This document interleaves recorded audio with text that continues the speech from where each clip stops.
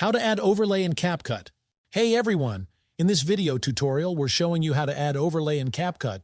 Overlays are a fantastic way to add depth, personality, and polish to your edits. So to add overlay in Capcut, first, open Capcut on your PC and start a new project by clicking on Create a New Project.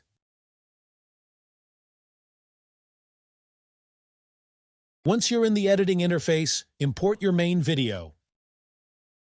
Click on the Import button to add the videos or images you want to use. Select the files you want to import. Drag and drop the video from the media library into the timeline at the bottom. Drag the second video from the media library and drop it into the timeline above your main video clip. This ensures it overlays the first video. You can see the overlay effect in the preview window. To resize the overlay, simply drag the corners of the video in the preview window. Want to move it around? Just drag the overlay video to your desired position. For even more precise control, head over to the Properties panel on the right side of the screen. Here you can use the scale setting to make your overlay video smaller or larger.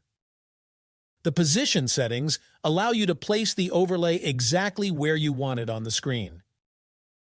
You can also rotate your overlay. Under the Blend section in the Properties panel, you can adjust the transparency of the overlay.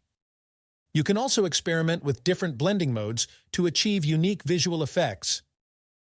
Take a look at the preview window to make sure everything looks just right. Feel free to make any additional adjustments as needed using the tools we've covered. That's all you need to add overlay in Capcut. By following these steps, you've successfully added an overlay to your Capcut project on PC. With this technique, you can create stunning visuals and elevate your edits to the next level. And this is how to add overlay in Capcut. If you have any questions about overlay in Capcut, feel free to leave them down in the comments below. I'll do my best to help. Thanks for watching. If you found this video helpful, do not forget to like this video and subscribe to this channel.